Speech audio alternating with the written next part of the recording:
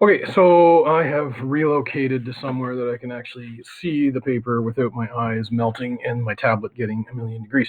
So we're going to continue on. So that was distances from a point to a line in R2. You can probably guess where we're headed now. So we're going to look at distances from a point to a line in R3. Okay, so here we go. So imagine the following. So we've got our line. There's our line. So I'm going to call this L. Oh, stop that. L. Yeah. So maybe L1. And then we're going to take our random point. So here's our random point out here. Not random. Q is the point of interest. So the point of interest. Now, what we know now is we can, similar to what the last one was, the shortest distance, and again, we're always talking shortest distance, it's going to have to be at a right angle. And so this is going to be the shortest distance. Now, here's where it gets problematic. We can't say, oh, well, that's going to be the normal vector to this line. Well, in R3, there is no such thing as a normal vector to a line, right? We can be right angles to the line, but the normal implies that it's the unique. And of course, if you think about a line, you can put multiple different directions that are all right angles to that line. So here is what we're going to do, because it's noteworthy that there is no unique normal. So it complicates things. So it's not going to be identical. So Q is our point of interest, right? So there's my Q. And what we're going to do is we're going to then say, all right, I'm going to take another any old point.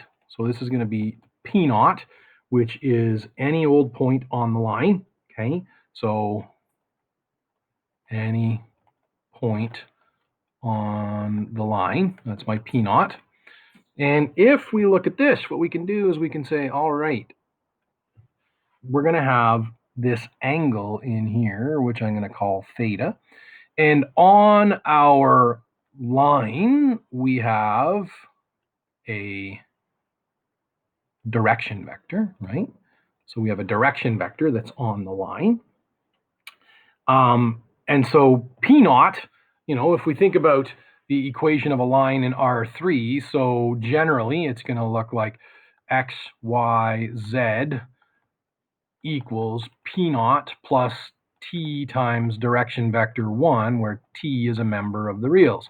So our equation of a line in R3, if it's in vector form, there's a P naught, there's a direction vector, so we're in pretty decent shape. And so what we're interested in here is this distance that we want, right? And so if we think about distance, I'm just going to, for now, call this distance, which, it's the shortest distance. If we think about SOHCAHTOA, if we do the sine of theta is equal to opposite, there's my opposite, over my hypotenuse, right? So if we think about that, we can say that the sine of theta is equal to opposite, which is in this case distance, over hypotenuse. Well, the hypotenuse is going to be the magnitude of P naught Q, right? Because if we take this vector here, that is P naught Q, right? And so sine of theta equals distance over P naught Q. So if I do some rearranging, then that means that we can say, all right, then that means distance is equal to the magnitude of P naught Q times, and I maybe don't want to put that times there because it's ambiguous now, times the sine of theta.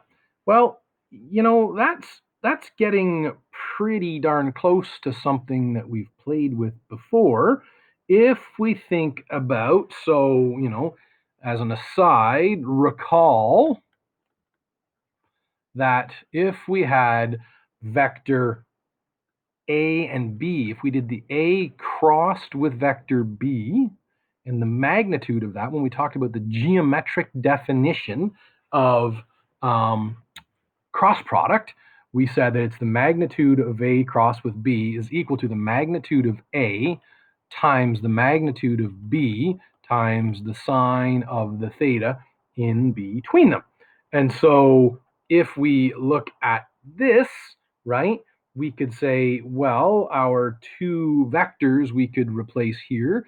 We could say, well, what I'm going to do is I'm going to say that is going to be the direction vector crossed with P naught Q would give us the magnitude of the direction vector times the magnitude of P naught Q times the sine of that theta. So look, it's getting pretty darn close.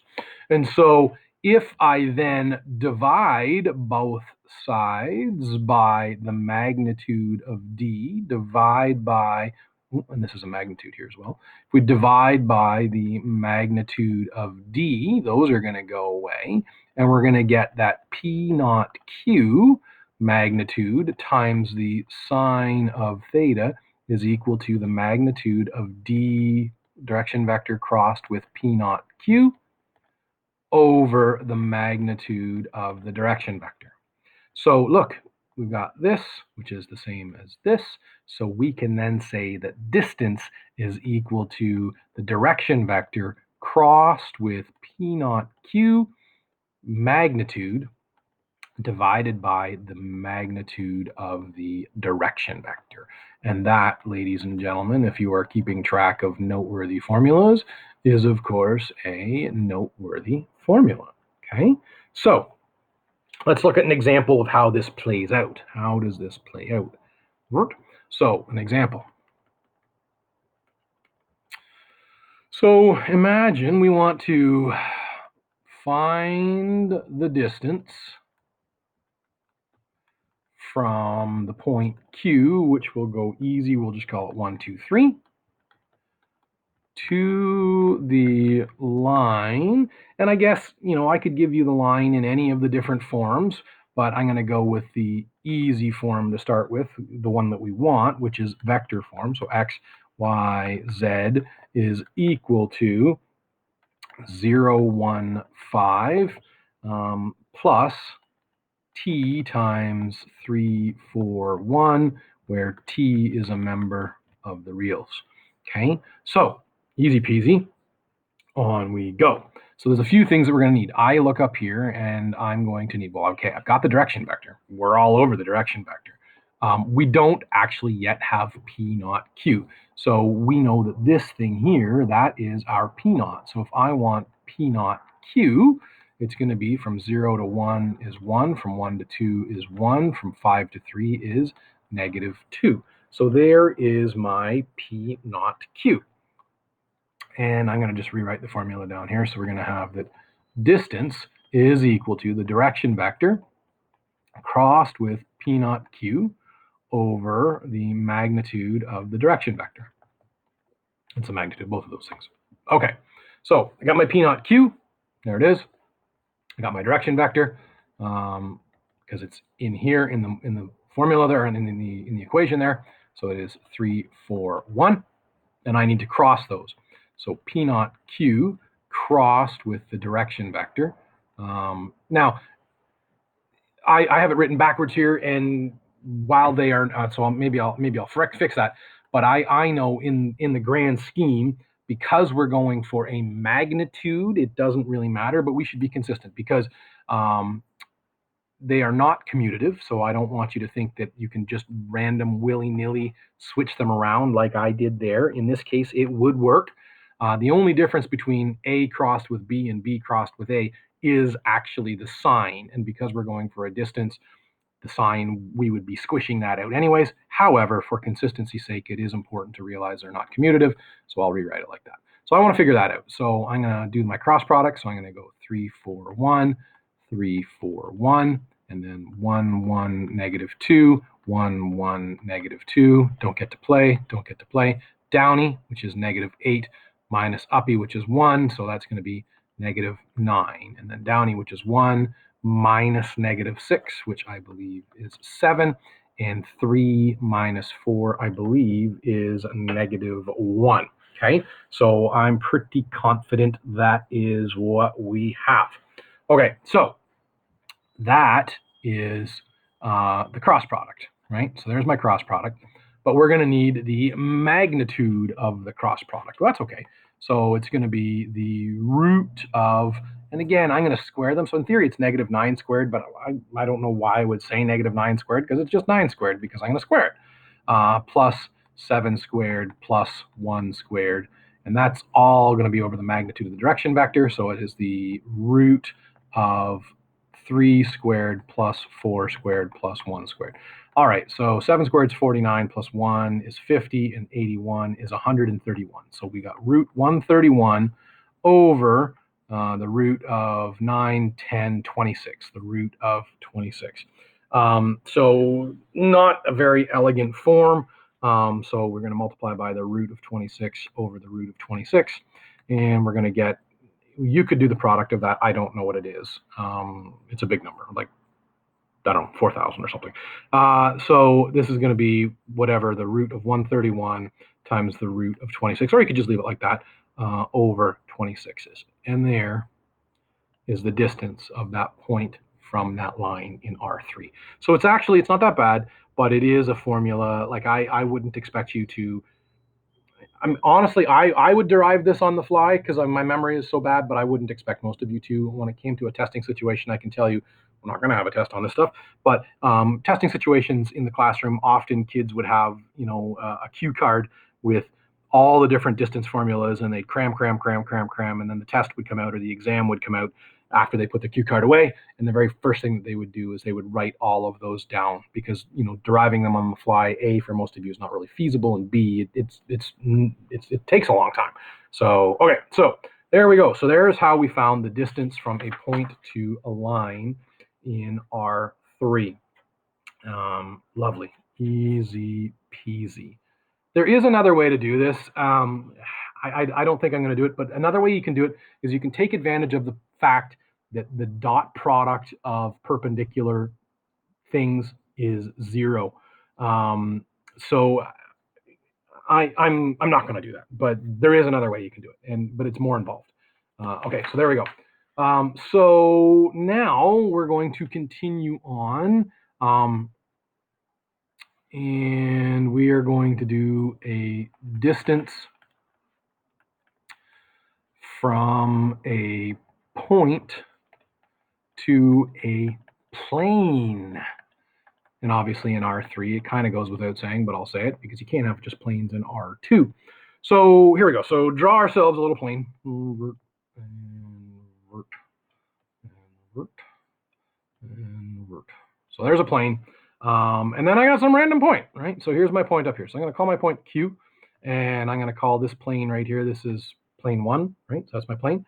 Now, I know, because I'm a clever geezer, that the shortest distance, and again, we're always talking shortest distance here, is going to form a right angle. It is going to be perpendicular, okay?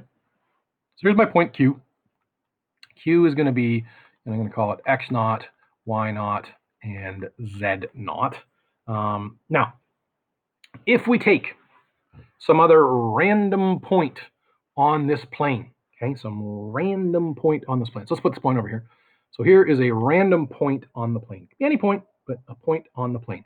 And I'm going to call this the point P, and it's going to have the coordinates K, L, and M. Okay. If we construct a vector from P up to Q, right? And then we're going to get back to our old friend, the projection, right? So if we do this, and the reason we can use projections here, I don't know if that's yellow or not, but let's pretend it's yellow. There's my light.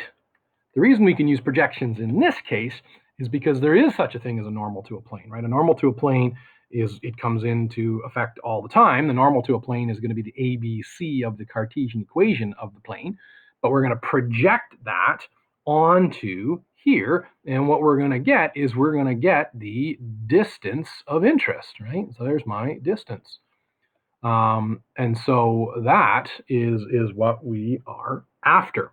So we want to project the vector PQ, and that's going to be this thing here. PQ is the vector here. We want to project PQ onto the normal vector, right? And so the distance is going to be equal to, and this is one that, I don't really have to memorize, it just makes sense to me, is going to be PQ dotted with N, and again, it's a magnitude, right?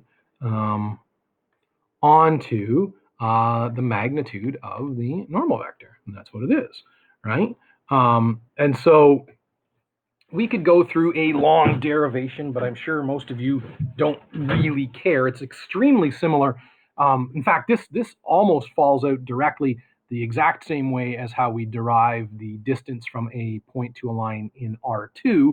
It works pretty much the exact same way for the distance from a point to a plane in R3, but the long and the short of it is that the formula that we are going to stick with for this is going to be, the distance formula is going to be equal to ax naught plus by naught plus cz naught plus d over the root of a squared plus b squared plus c squared. Now, because this is a distance, we need to have the absolute value of this, because this one, well, it's just the absolute value, right? Because it's a distance.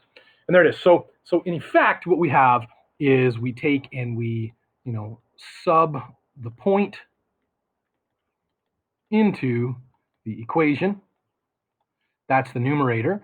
And the denominator is the magnitude of the normal. Okay, and that's what it is. So that is the big deal for the distance in R3 of a point to a plane. Okay, so we're going to do an example of this, and then I think I'm going to call that the lesson. Okay, so we're going to do an example of this. So, example, how about determine the distance from the plane,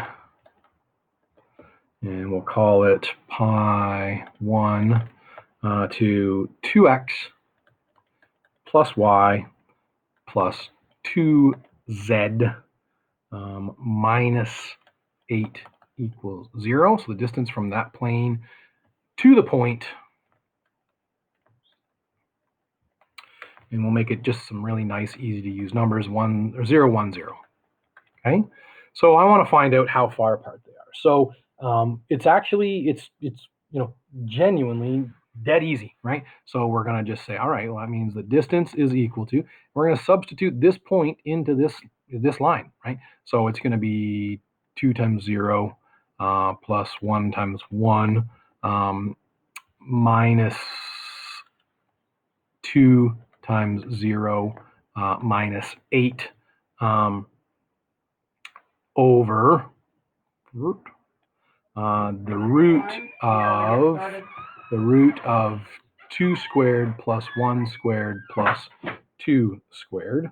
2 squared. So that's going to equal 0, 1 minus 0 is 1, so negative 7 over 2, that's 4, 8, 9, the root of 9. So that's going to be equal to negative 7/3. But we need it to be positive quantity. So in theory, we could put those in magnitude. There we go. And so it is 7/3. And there is our answer. Okay. So I will post some homework questions for some practice. And there we go. I hope everyone is well.